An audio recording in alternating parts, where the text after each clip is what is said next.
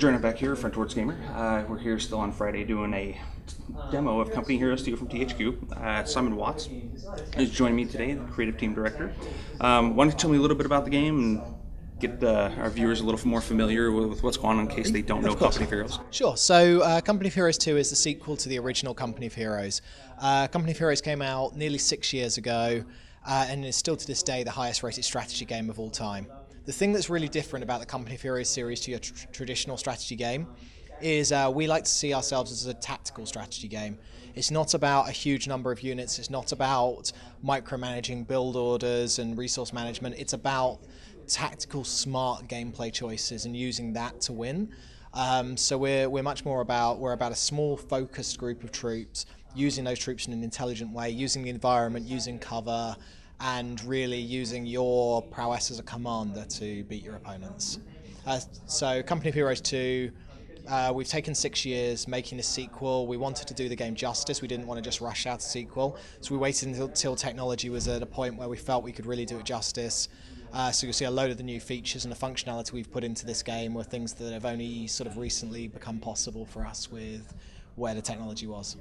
Yeah, and from what you're putting in, especially in terms of stuff we may have not seen in games before, like the true sight that's in the game, which is unheard of, where like you're given over in the demonstration, you're very much used to a bubble. Yes. And this is realistic. If you're selected on a unit, or your recon teams out there, you're only going to see what they can actually see. So you may not see the other side of a ridge or behind a building, and there's a lot of games that can't do that. I can't imagine that technology was going to catch up to that right away after. Yeah, so that's a great example, the true sight system. So typically speaking, in a strategy game, you have kind of a magic circle that's punched through the fog of war, and you can see anything that's in that circle. So if you walk up to a wall, you can see through the wall as long as it's within the circumference of that circle.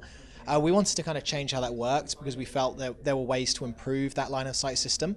So with the true sight system, as you identified, we've actually made it so there's dynamic line of sight blocking based on what's in the game world. So for example, if you walk up to a wall that your troops can't see past, you can't see past it. If you set fire to a building, the smoke will dynamically blow based on wind direction, and that will block line of sight depending on where that is. So now it's actually possible to set ambushes for the first time in the strategy genre, which we think is very exciting. It adds a really new tactical and strategic option for players. Then to give players tools to kind of combat that, as obviously you can't now see through walls, we have things like persistent tracks. So tracks left in the snow and mud in Company of Heroes 2 are persistent and will remain the entire match. Every vehicle type and every unit type has a different type of track. So the really good players are going to start identifying those tracks, and they're going to be able to tell what sort of units their enemies fielding based on those. And then on top of that, we have a real 3D soundscape. So you'll actually start hearing things, hearing vehicle noises, hearing directional fire, and you'll be able to pretty much pinpoint roughly where it's coming from. So you start seeing tracks from a King Tiger, you start hearing King Tiger engine around you, you're going to be a bit careful about when you walk around the next corner. So it kind of adds a new element of tactical gameplay that we felt would really enhance the strategy genre. Very much so, and that's an easy way to get an advantage over someone, or at least know kind of what they're doing. So if they're scouting with a Panzer, you'll know what kind of track layout, and you go, well, there's 2 sets of tracks, and you have to figure out how to do that. Or like you're saying, use the smoke or line of sight to your advantage to set an ambush for the tank. Another great thing that kind of aids in that you guys put in there had to do with the weather system. Yes. And I don't know if you want to go into a little of that, but that's mighty impressive, especially the way that the weather interacts with everything. In terms of your line of sight, character speeds, cold. The cold is what can really be a killer, especially in the second demo we were running through. Yeah. And haven't seen that anywhere yet. Yeah, so we wanted to really bring weather to life as almost a third player in our game. So historically speaking, the Siberian winter has always been a massively impactful element in all of the attempts to invade Russia. From the time of Napoleon through to modern day, pretty much every invasion of Russia that's ever been attempted has been halted by the winter. So in the winter of 1941, when the German army rolled into Russia, it reached minus 40 degrees. So to put that into context, human skin would freeze in a couple of minutes, fuel freeze in tanks' fuel lines. So we wanted to really represent that. And most games, when you play a winter map, it's exactly the same as a summer map, it's exactly the same as a jungle map, it's just a painted on texture. It's a white floor rather than a a green or a red floor. So we wanted to change that, and we wanted to make weather take a real role in the game. So we have a few different parts of our cold tech system. First and foremost, we have our snow system. Our snow can be painted on and removed. So heavy snowfall will accumulate, it will build up on vehicles, and deep snow will affect troops and vehicle movement. They'll slow down, they'll struggle to move through it, they're encumbered by it. But we can also remove snow, so the player causing explosions, using fire from their flamethrowers can evaporate or destroy snow and move it around, which will dynamically affect that battlefield. We also have texture on our ice. Ice, again, isn't just a pretty colour. Ice will cause you to slip and slide around. You try and drive a vehicle over ice, you're going to really struggle to get traction. But ice also has hit points, and ice can be destroyed.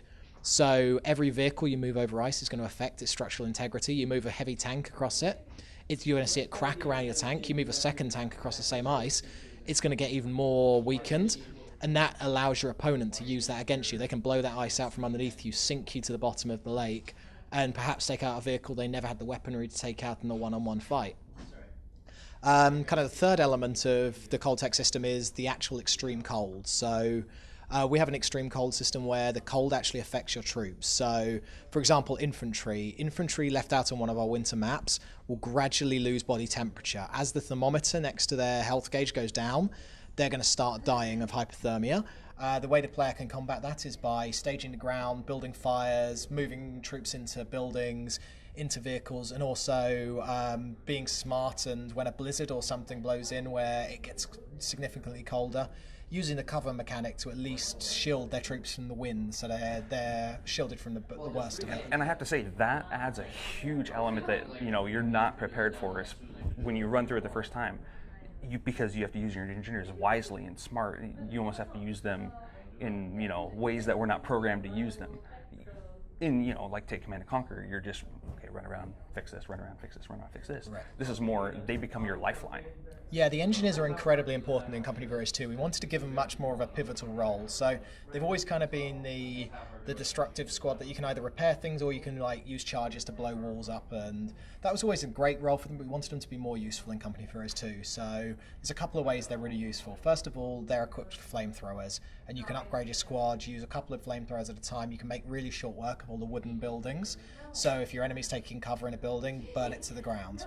The other thing that they're able to do, as well as building in your base and enhancing your base or at captured points, they're able to stage the ground. So they can build these fire pits, which allows you to move these engineers up, build fire pits in strategic positions to set up maybe a machine gun emplacement or a mortar emplacement or something like that. You kind of stage that ground for your heavy weapons troops.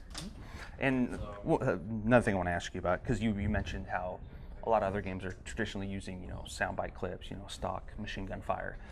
You guys actually went out and had a field day of it, essentially. Yeah, well, authenticity is really important to us, and it's really important to our fans. So it's something we've tried to capture in Company of Heroes 2. And when I say authenticity, I'm not talking to the point of it being so authentic that it's actually kind of boring and restrictive.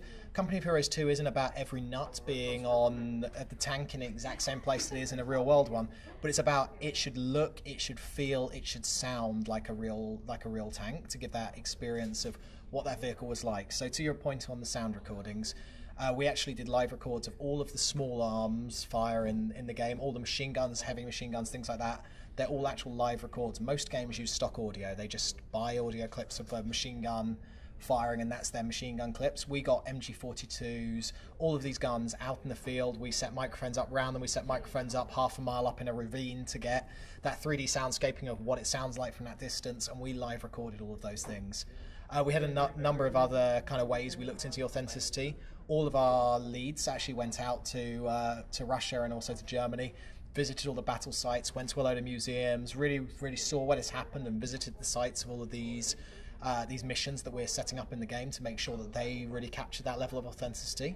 So I think fans will be really happy with where we're at with our authenticity and realism. Yeah. And I have to say, I do really appreciate that you're looking at the eastern side of the war front as well.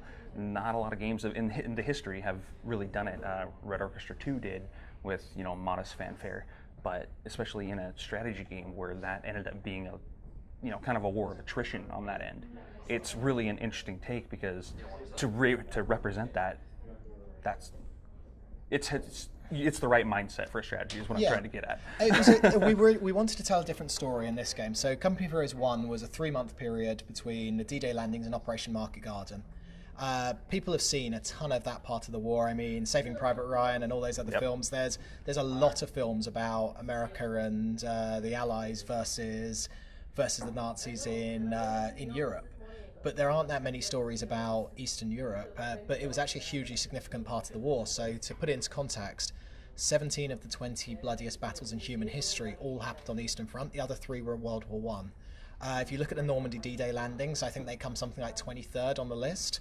There are battles in the Eastern Front where over 1 million men died. And if you look at the actual sacrifice and the loss of human life, 300,000 British, or roughly 300,000 British soldiers died, 500,000 Americans, and about 11 million Russians. So I think Germany lost somewhere in the region of 90% of their combat casualties happened on the Eastern Front. So it's a really significant part of World War II, and it's a story, as you said, it's not told that often, so we felt it was a new and exciting story for us to tell to our consumers with this game. Well, I want to thank you for taking a moment of time with me. I do appreciate it. You guys look out for Company Heroes 2. It's looking fantastic, just from the play, graphics, everything that's new in it. It's just, I know I'm picking it up. So, till next time. Okay. Thank you. Thank you. Thanks.